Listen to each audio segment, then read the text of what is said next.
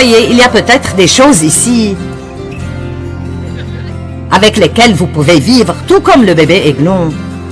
Mais si vous voulez arriver là-haut,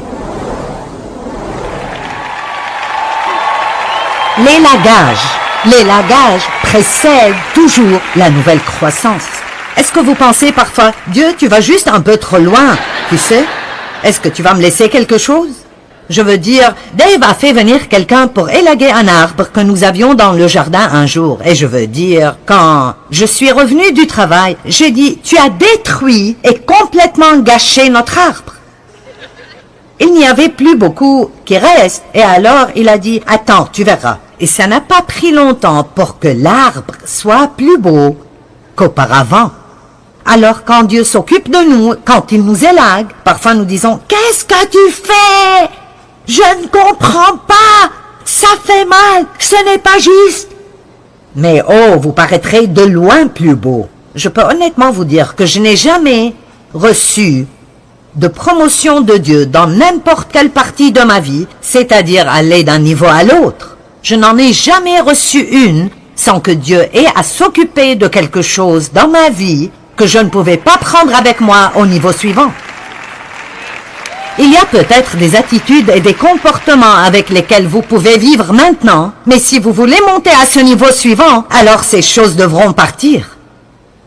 J'aime dire parfois qu'à chaque arrêt, quelqu'un descend du bus et quelqu'un monte dans le bus. Donc à chaque endroit où vous vous arrêtez, si vous voulez aller à l'endroit suivant, quelqu'un doit descendre et quelqu'un doit monter. Amen? Maintenant, parlons des aigles. La Bible dit, ceux qui se confient en l'Éternel renouvellent leur force. Ils prennent le vol comme les aigles. Elle ne dit pas qu'ils s'agiteront dans la cour comme des poules. J'ai un message sur lequel je travaille intitulé « Est-ce que tu voles ou tu gigotes ?» Savez-vous comment voler avec les aigles ou êtes-vous encore en train de vous agiter dans la cour avec les poules? Eh bien, les petits bébés aiglons ne manquent vraiment de rien, juste comme les petits bébés chrétiens.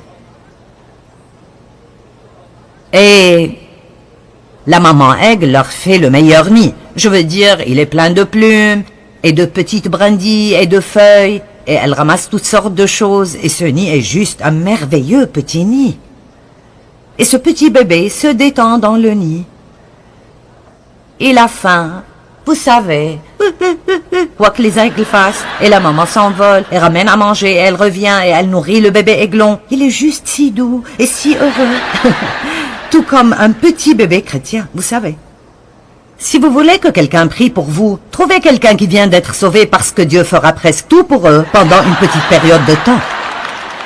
Et alors, c'est comme si vous étiez dans la lune de miel. C'est comme, ceci est merveilleux. Puis après un petit moment, vous dites, quoi? Et alors, quand il est temps pour le bébé aiglon de s'envoler, et c'est l'intention de Dieu que nous nous envolions, amen, que nous volions avec les aigles, ce serait bien si la maman venait pour dire, petit bébé, c'est le moment de t'envoler. Eh bien, ce petit bébé aiglon ne sortira pas de ce nid. Il est au meilleur endroit au monde ici. Il ne s'en ira pas. Et ce que je vous dis maintenant est vrai. Alors la maman aigle commence, jour après jour, à enlever des choses du nid et à s'en débarrasser, les choses confortables, les plumes, les morceaux de caoutchouc mousse qu'elle a ramassés de par terre, les choses confortables, douces et câlines.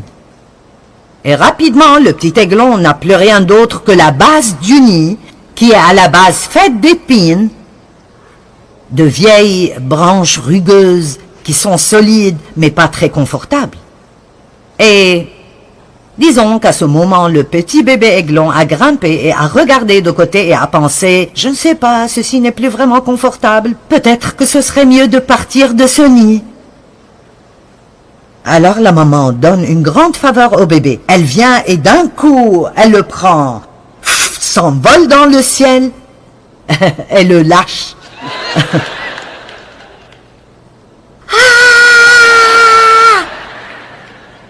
Juste avant qu'il atteigne le sol, maman descend en piqué. Oh, maman, tu m'aimes après tout. Allez, est-ce que vous comprenez ceci? Elle le prend et... Et ce processus se répète et se répète jusqu'à ce qu'il commence finalement à...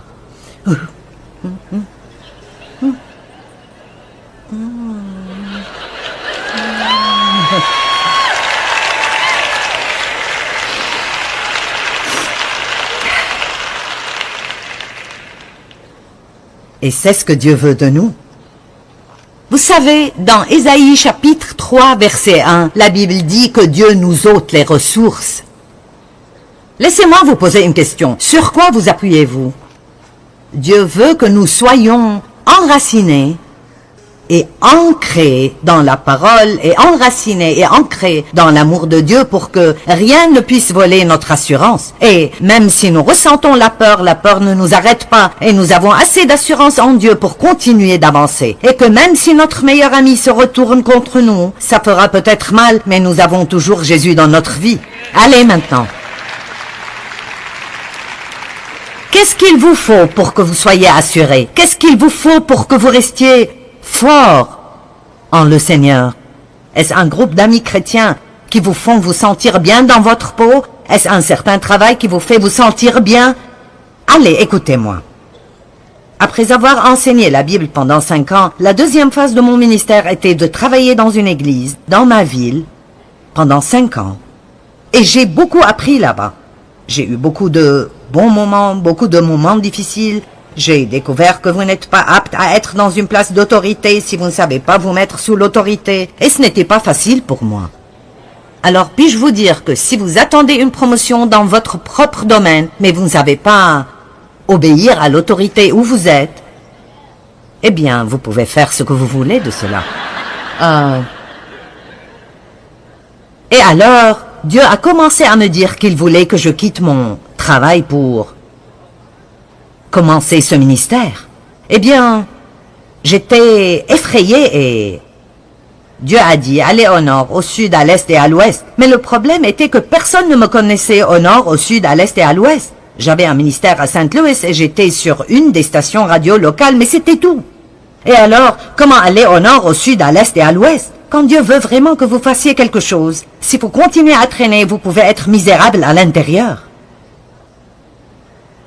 Est-ce que vous savez ce que c'est quand Dieu s'occupe de vous et s'occupe de vous et s'occupe de vous? Et vous savez, des choses que j'aimais comme les réunions de service et les réunions de groupe et ces choses, je veux dire, j'ai commencé à détester tout ce que je faisais là-bas. J'haïssais cela, je ne voulais plus aller à l'église du tout, je me disais juste bleu.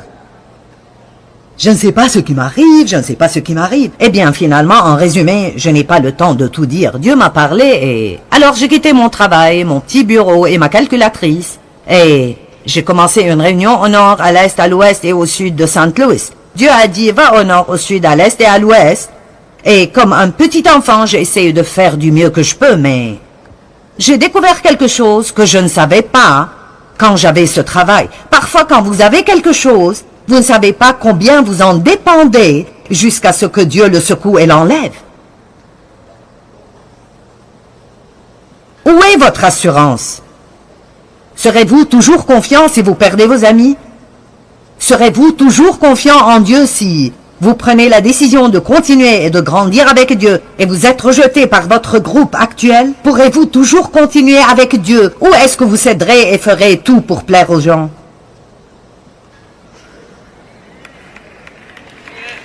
Allez, je ne parle qu'aux gens qui veulent continuer avec Dieu. Je ne parle pas à ceux qui veulent continuer d'être des bébés aiglons. Je parle aux gens aujourd'hui qui désirent devenir des aigles. Amen. Voulez-vous voler ou gigoter? C'est votre choix. Alors, vous devez garder en tête que quand j'ai travaillé à l'église, j'étais... Vous savez, plutôt populaire là-bas. Je veux dire, je prêchais quand le pasteur n'était pas là. J'étais un pasteur associé, j'ai enseigné à l'école biblique, j'avais Une réunion de dames chaque semaine et plusieurs centaines de personnes venaient et c'était vraiment un bel événement. J'avais une place de parking devant avec mon nom dessus. Mon Dieu, comme nous aimons voir notre nom. Allons maintenant. J'avais une place au premier rang avec mon nom dessus. Il y avait un insigne à chaque réunion, Joyce Meyer, Dave Meyer. C'était ma place. J'avais un bureau avec mon nom sur la porte. J'avais une plaque sur mon bureau. Mon nom était sur le bulletin chaque semaine, comme j'étais une des responsables. Vous voyez, j'étais importante. Allez, est-ce qu'il y a quelqu'un aujourd'hui? Et alors, quand je suis partie, je n'avais plus de place de parking, je devais en trouver une comme tout le monde. Je n'avais plus de siège réservé, je devais me trouver une place. Je ne savais pas ce qui arrivait, je n'étais plus invitée aux réunions de groupe, je n'étais pas invitée aux différentes choses spéciales que le leadership faisait. Alors quand nous allions à l'église le dimanche matin, je me suis sentie si déplacée, comme si je n'étais rien. Et ce n'est pas ce que Dieu veut pour vous. Et il ne voulait pas cela pour moi. Il a arraché et s'est occupé de moi assez longtemps jusqu'à ce que je m'éloigne de tout cela, parce que Dieu m'élevait pour que je devienne ceci. Mais je ne sais pas si nous réalisons parfois combien nous sommes tentés de retourner à ce que nous avions plutôt que de persévérer pour ce qui est devant nous. Allez, je parle à quelqu'un aujourd'hui. D'accord. Beaucoup d'entre vous maintenant sont, comme je l'appelle, au milieu. Vous aviez un commencement et vous allez quelque part, mais vous êtes au milieu. N'abandonnez pas au milieu. Et laissez-moi vous le dire, mes réunions étaient plus petites quand j'ai quitté l'église. Je travaillais plus dur. J'étais souvent seule. Et d'après ce que je voyais, je pensais, ceci est une promotion. Je veux dire, je voulais retourner à ce que j'avais. Combien de femmes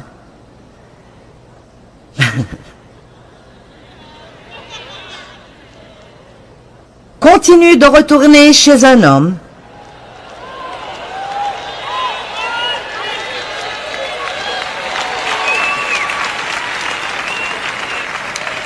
qui vous parle comme si vous étiez des chiennes, il vous décourage, peut-être même qu'il vous bat, vous use, abuse de vous.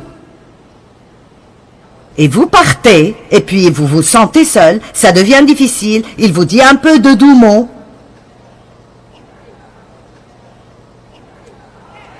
Et vous retournez en courant.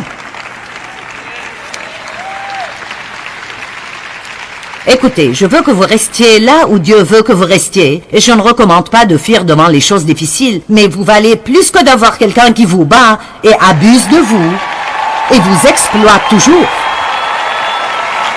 Et écoutez-moi, vous n'aidez pas cette personne en la laissant faire cela. Si vous ne voulez pas le faire pour vous-même, faites-le au moins pour eux. Le voleur vient pour voler, tuer et détruire. Jésus a dit, je suis venu afin que les hommes aient la vie, une vie abondante jusqu'à ce qu'elle déborde. Vous avez de la valeur.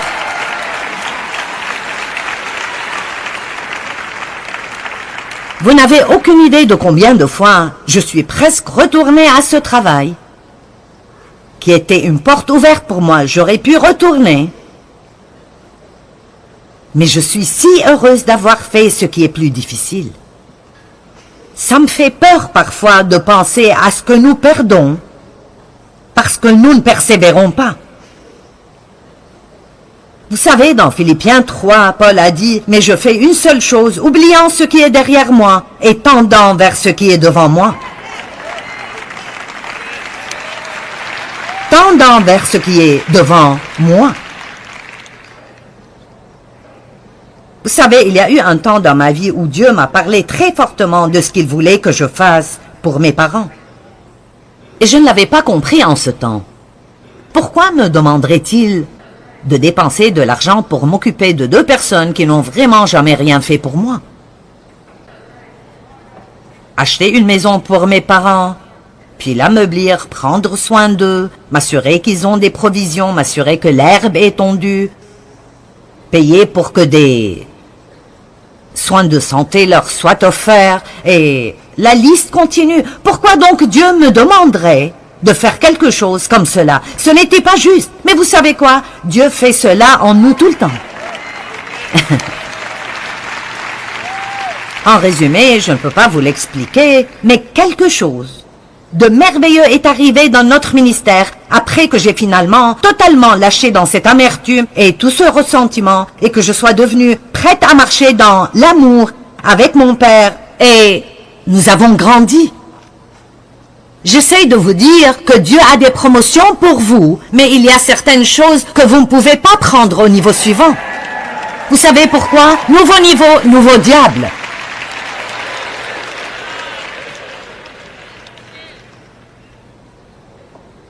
Vous voyez, il y a peut-être des choses ici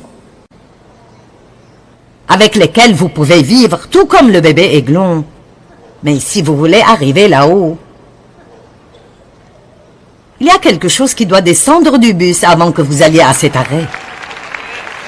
Amen. J'ai enseigné la Bible pendant 5 ans et puis j'ai senti que Dieu me disait de laisser tomber ces choses. Et il a dit, voici, je fais une chose nouvelle. Oh, c'est merveilleux, oui, gloire à Dieu. Mon rêve s'accomplira maintenant.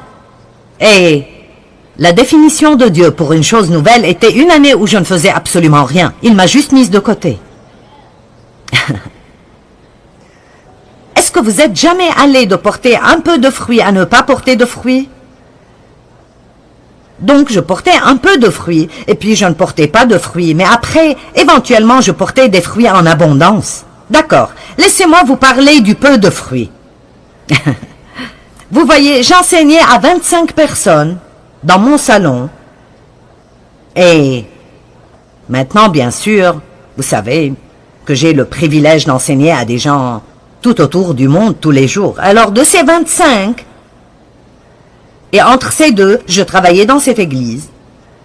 Et plusieurs choses différentes, mais j'avais des choses en moi, ici, qui ne pouvaient pas aller là.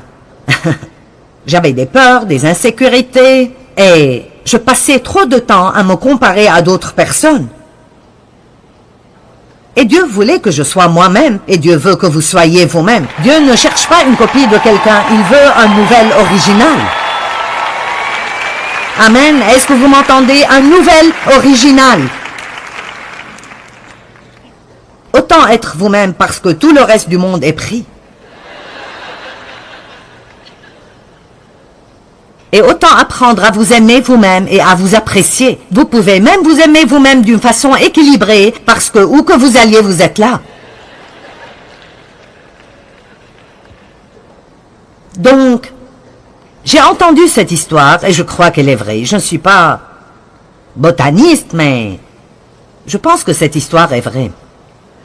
Une personne qui dit qu'elle a un verger de péché, tout commence par une graine. Vous plantez une graine et éventuellement vous obtenez un arbre et vous attendez les fruits. Vous attendez et vous attendez les fruits. Traduisez cela dans votre vie, vous attendez des fruits. Maintenant, soudainement, c'est le moment et alors vous voyez ces petites, minuscules, mignonnes bébés, pêches duveteuses, apparaître sur les branches. Oh, gloire à Dieu, des fruits!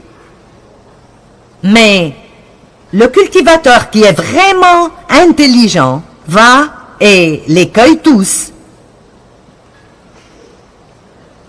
et ne les laisse pas grandir parce que s'il les garde de porter ces petits fruits minus,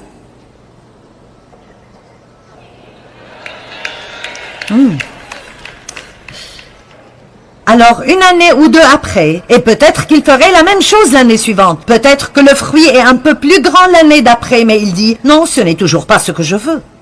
Alors il les cueille. Si vous étiez l'arbre, vous penseriez, ça doit être une blague.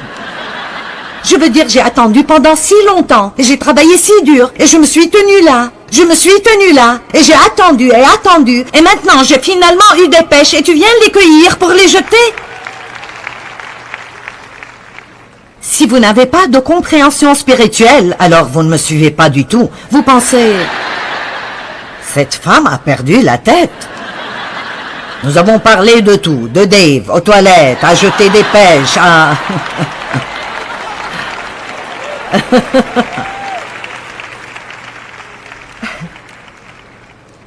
Ça devrait être illégal de s'amuser autant un samedi matin. Mais le cultivateur qui fait cela, s'il peut attendre cela pendant 2 ou 3 ans, il aura les plus grandes et les meilleures pêches que vous avez vues dans votre vie. D'accord, donc j'avais cette petite étude biblique, alors j'obtenais de petites pêches. J'avais mon groupe de 25 personnes qui venaient chaque semaine.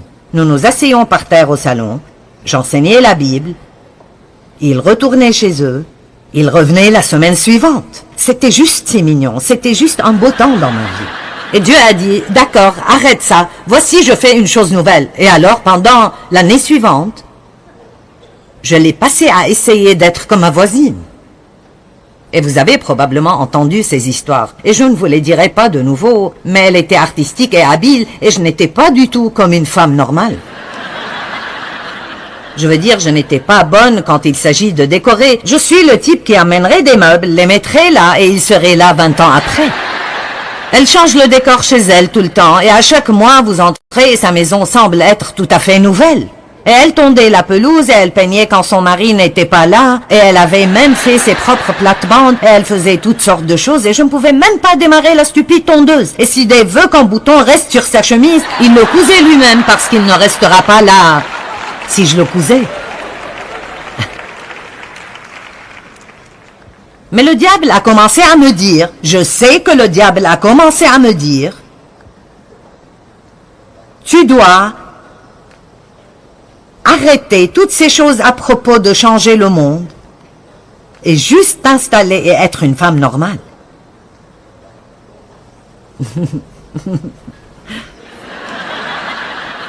Allez, tu dois être comme tout le reste du monde. Est-ce que vous m'entendez? Alors ma voisine a commencé à m'enseigner comment coudre et elle avait un jardin et j'ai pensé que je devais avoir un jardin. Quelle année misérable et lamentable. Je voulais être quelque part à chasser les démons et me voici en train d'essayer de faire des concerts.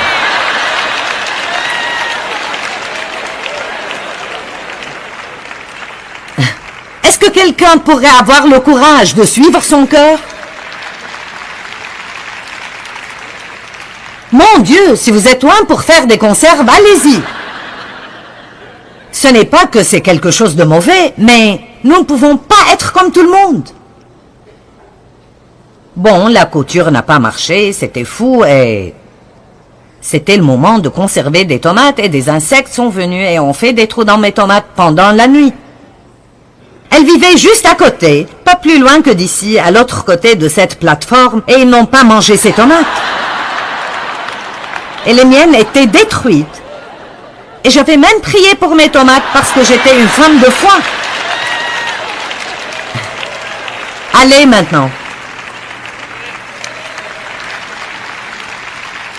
Je suis désolée, je n'ai pas pu aller au collège biblique. Je suis juste allée à l'école du Saint-Esprit. Alors, je l'ai appelée pour l'informer et j'ai dit, eh bien, nos plantes sont détruites. Elle a dit, de quoi est-ce que tu parles? J'ai dit, mes tomates sont pleines de trous noirs. Et elle est sortie et a regardé les siennes et m'a dit, les miennes vont bien. Et je suis allée vers Dieu et j'ai dit, qu'est-ce qui arrive? J'ai prié pour mes tomates. Et il a dit, je ne t'ai jamais dit de planter des tomates. Je ne suis pas responsable de protéger tes tomates.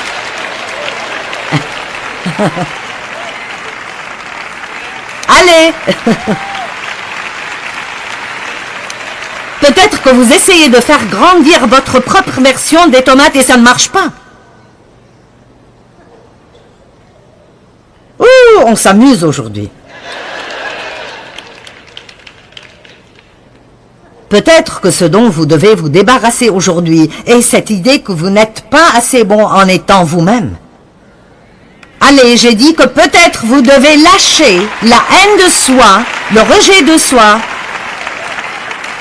et le fait de vous critiquer vous-même tout le temps. Et peut-être que vous devez réaliser aujourd'hui que Dieu vous a créé de ses propres mains dans les entrailles de votre mère. Il vous a donné votre personnalité, il vous a donné vos talents, vos faiblesses. Laissez-moi vous dire quelque chose. Dieu veut que vous soyez qui vous êtes et vous ne pouvez pas aller au niveau suivant que Dieu a pour vous avant de décider que vous serez vous-même.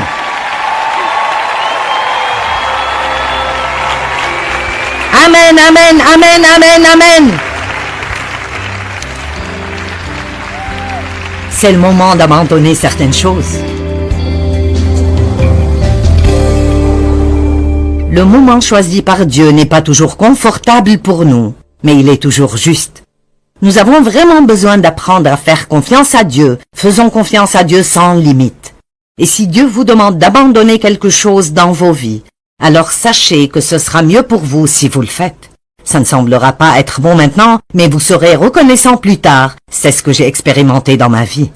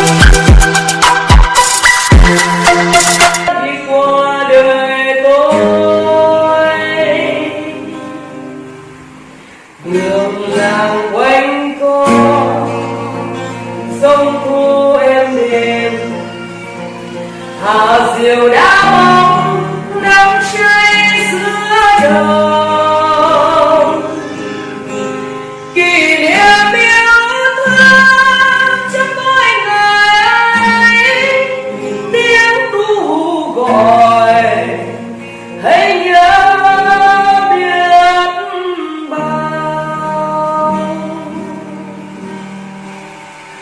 tôi xa quê